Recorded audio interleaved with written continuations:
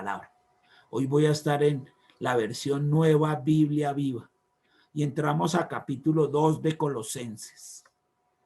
Y repetimos el título de la prédica: que sea Él quien les haga crecer.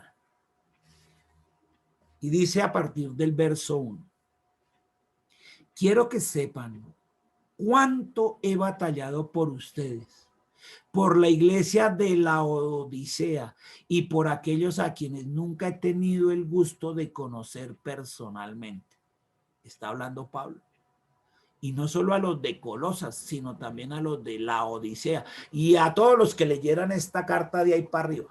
Filadelfia, Pérgamo, todos ellos, Tiatira, todas esas iglesias. Y dice él eso: quiero que sepan cuánto he batallado. Y aunque no los conoce, ha batallado en oración, en este caso con cartas, escribiéndoles para que no pierdan el fundamento. Todo lo que ha hecho él por esas iglesias. Y dice: deseo conocerlos personalmente. Y ese es un deseo que uno como pastor tiene. Yo deseaba personalmente, y es mi anhelo con la pastora, conocer a Angélica, conocer a Ángel Ricardo, conocer a Ladies, conocer a muchas personas personalmente, como tuvimos el gusto de conocer a Jonathan Ledesma. Eso es un gusto, conocerlos personalmente, pero no significa que uno no batalle por ellos, a pesar de que personalmente no los tenga acá. Eso se ha hecho. Y después fácilmente Dios pone la realidad, como el caso de nuestro hermano en Pereira. Dice: listo, ahora sí va a tener el gusto de conocerlo personalmente. Y se dan las cosas. Eso es lo que hacía Pablo. Y estaba por toda esa región preocupado, y por eso hizo esta carta. Aunque llama Colosenses, no es solo para ellos. Aquí también le dice para la iglesia de la Odisea y para todas las que están ahí para arriba. Y dice: mi lucha es para que se animen, que estén unidos estrechamente por las fuertes ataduras del amor. Es decir, no podemos estar peleando y discutiendo por bobadas, por cosas que no tienen mayor preeminencia. Y dice aquí Pablo: y que alcancen la rica experiencia de una genuina certidumbre. Es decir, esto es una experiencia y es rica. La experiencia de vivir el evangelio, de ponerlo en práctica como un estilo de vida, es una experiencia genuina, es muy rica y permite eso, una clara comprensión, porque el secreto de Dios, que ya por fin ha sido revelado, es Cristo mismo. El fundador de la iglesia, la cabeza de la iglesia, es Cristo mismo. Y ese secreto ya fue revelado cuando Él vino. Estuvo escondido allá en el Antiguo Testamento, pero en el Nuevo fue todo lo contrario. Fue mostrado claramente, se corrió el velo y ya todo quedó claro en la persona de Jesús, que es la cabeza de la iglesia. Y dice Pablo aquí: en él están escondidos todos los tesoros de la sabiduría y del conocimiento. ¿En quién? En Cristo. Y por eso es lo que predicamos. Y por eso ustedes están entendiendo el nombre de esta iglesia: en Cristo, Iglesia de Colombia. Y por eso entienden ustedes que nosotros lo que más predicamos es el Nuevo Testamento, y muchas veces usamos el Antiguo para explicarlo en función del Nuevo, porque el Antiguo por sí solo no se puede explicar. El Antiguo se explica con el Nuevo Testamento, porque allá era el secreto escondido. Aquí ya está claro, y aquí sí que se deja bien planito.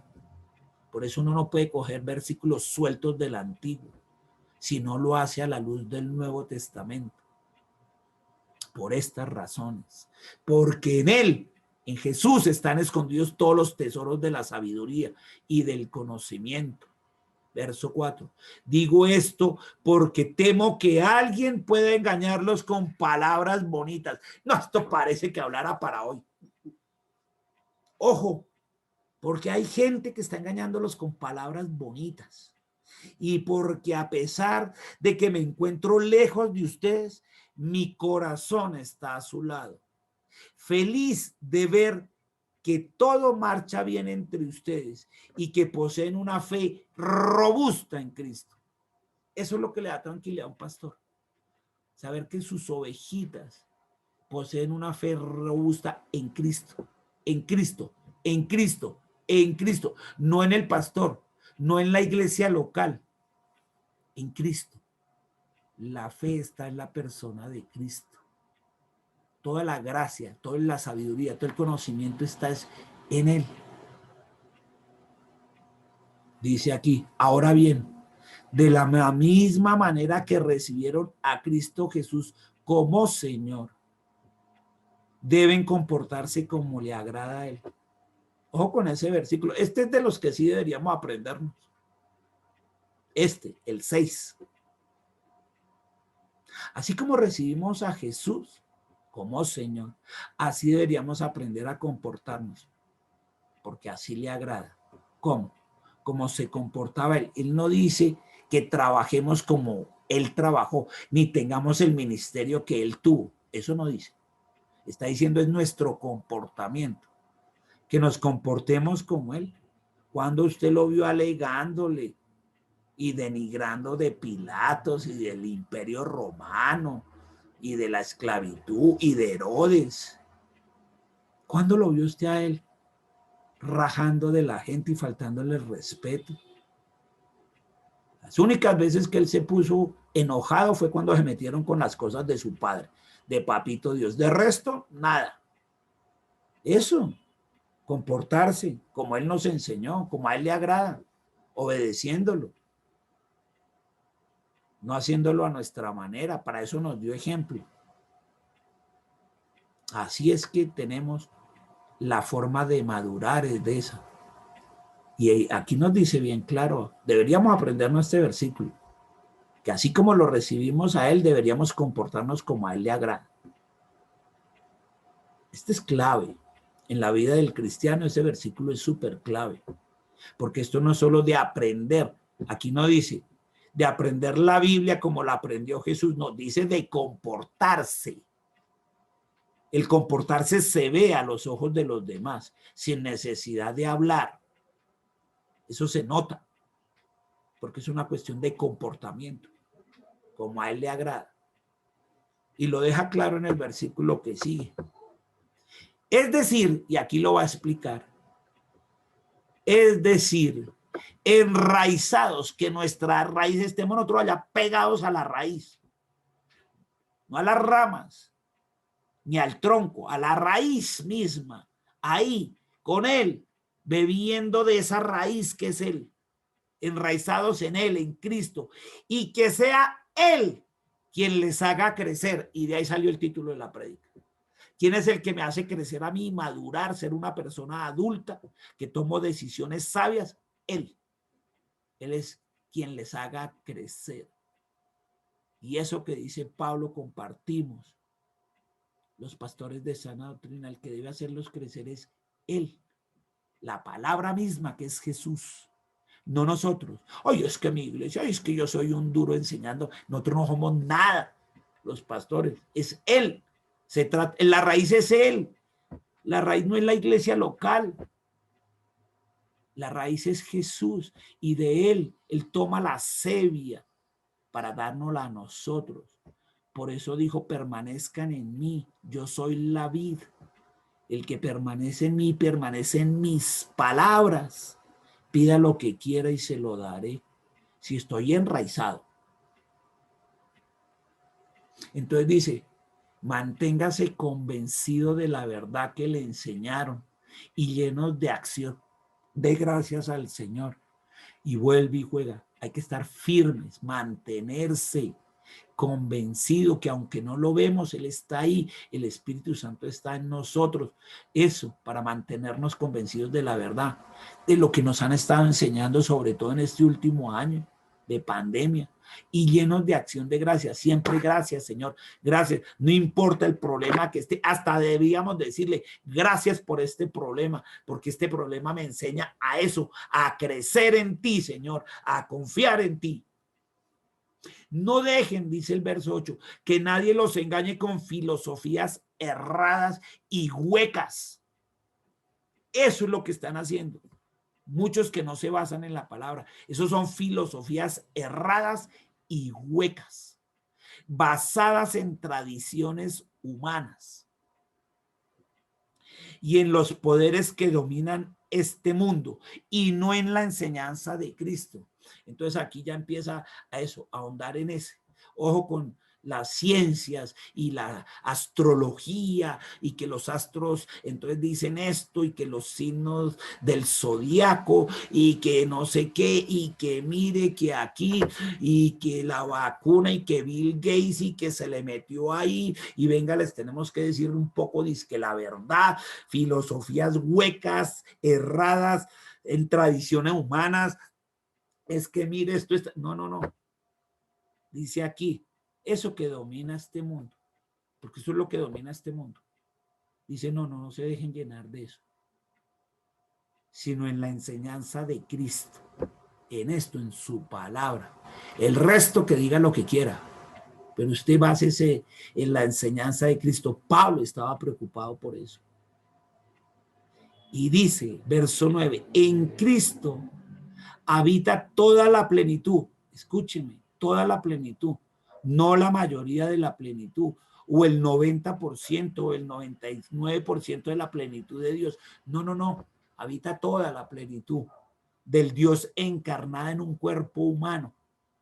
La divinidad se hizo humana en la persona de Jesucristo. La divinidad, un solo Dios en tres personas. Esa divinidad, ese Dios se encarnó en una persona que se llama Jesús. Y dice el verso 10, y ustedes, eso es para usted y para mí, al estar unidos a Él, a Cristo, están llenos de esa plenitud. Además, vuelve y repito Pablo, es la cabeza y tiene autoridad. ¿Quién tiene la autoridad? Jesús. Sobre cualquier principado o potestad. Bien sea principados, reyes, gobernadores, alcaldes, presidentes o potestades de las tinieblas, diablo y sus demonios, sobre lo uno y sobre lo otro. Jesucristo tiene toda la autoridad. Que no se nos olvide, y Él es la cabeza. Así que no hay por qué preocuparnos. Ese nombre tiene poder. Esa persona es Jesús. Verso 11. Por estar unidos nosotros a Cristo, Él nos libertó de su naturaleza pecaminosa, no por medio de la circuncisión que se hace en el cuerpo, sino por medio de la circuncisión que hace Cristo. Es decir, no es cuestión de bajarle el prepucio al miembro varonil, sino es de bajarle el prepucio a mi espíritu, a mi conciencia, ser sumiso y humilde y recibir a Jesús y obedecerlo. A ese prepucio es al que se refiere.